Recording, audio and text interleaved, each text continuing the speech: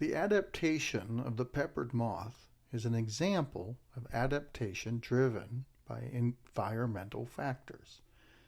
Before the Industrial Revolution, the peppered moth population in England predominantly consisted of light-colored moths with speckled patterns, which provided effective camouflage against light-colored trees covered in lichen.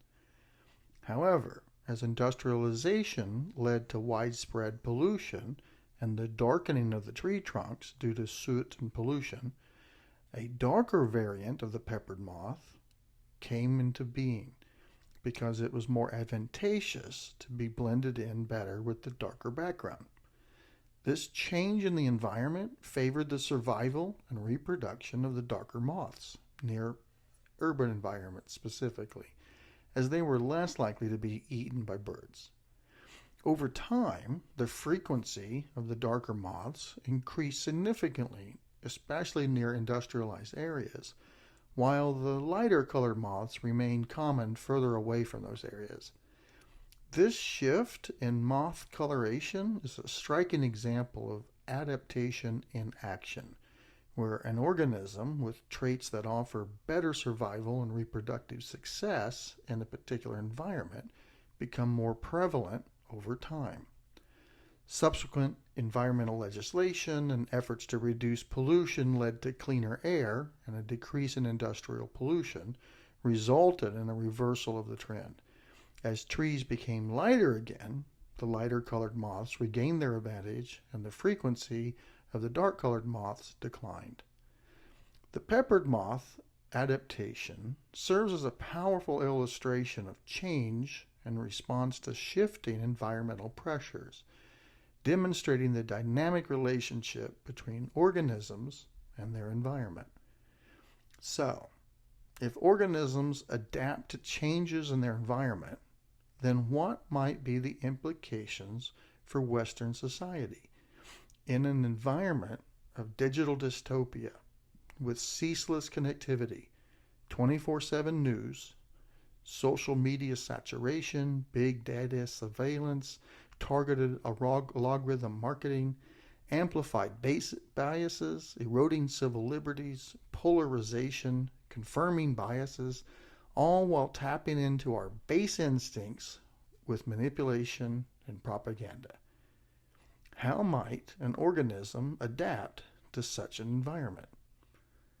In the past few years, neuroscientists have discovered that the amygdala and the hippocampus are getting smaller in people who have experienced trauma, anxiety disorders, some mood disorders, and experience general fearfulness. Some research has even indicated that the number of people being born in the past few decades have a smaller, less developed amygdala. It makes sense. In an environment with fear overstimulation, those who have a smaller amygdala would be less affected by that than those who do not. People with less developed amygdalas have always been around, and previous estimates put them at approximately 1 to 2% of the general population. However, more recent research now puts that number as high as 30% of the population. Now, drawing on the principles of adaptation, we can speculate that individuals with smaller amygdala might have an advantage in environments characterized by pervasive fear stimuli. In a world where fear-based messages dominate the media, advertising, and political discourse, individuals with reduced amygdala sensitivity might be less susceptible to those fear-inducing stimuli. They may exhibit a greater capacity to remain calm, rational, and focused amidst fear-provoking circumstances, thus potentially enhancing their ability to navigate and succeed in such environments. While having a reduced amygdala may help in not feeling fear as much, it comes with some other, we'll call them side effects, with reduced empathy, greater risk-taking, and generally overly high self-regard. Historically, we've called these people with these features as being or suffering from or having antisocial personality. but it's probably best known as psychopaths. An important note here: the term psychopath was originally used to describe individuals displaying severe antisocial behavior, lack of empathy, and impulsivity. It gained popularity in the mid-20th century, finding its place in the first two editions of the Diagnostic and Statistical Manual of Mental Health Disorders, known as DSM, DSM-1 and DSM-2, published by the American Psychiatric Association. However, over time, the term became laden with negative connotations and gross stereotypes, largely due to its portrayal in popular media and literature, depicting psychopaths as inherently violent, manipulative, and beyond rehabilitation. Recognizing the stigma associated with the term itself and the need for a more precise clinical language, the APA made significant changes to later editions of the DSM, and the term psychopath was replaced by antisocial personality disorder.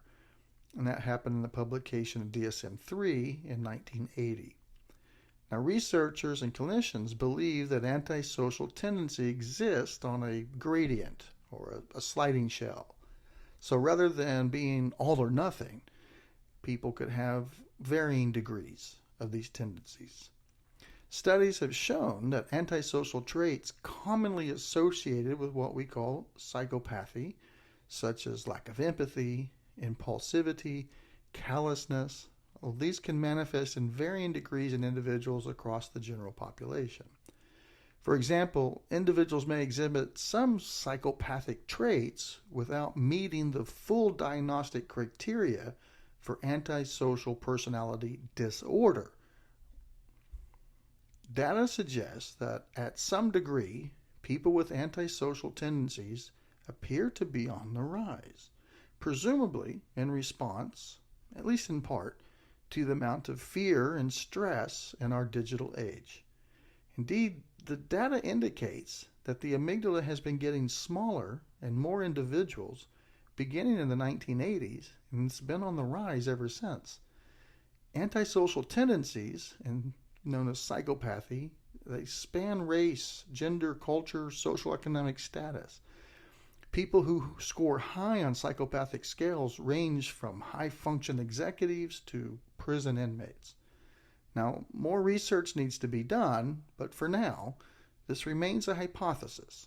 But if the indicators and the data are pointing us in this direction, then within a generation or two, 25 to say 50 years, the definition of what a normal amygdala size is may change. As is the likelihood, the majority of people will have the side effects of a smaller amygdala. That is, on a gradient scale, people will have more tendencies to disregard social norms, be deceitful, impulsive, aggressive, lack remorse, be irresponsible, lack empathy, superficially charming and manipulative, prone to grandiosity, promiscuous, and lack emotional depth and emotional intensity. If this is the case, then this is a world of our own making. Whether we realize it or not, we may very well be creating an environment that is, in turn, recreating us by forcing us to adapt.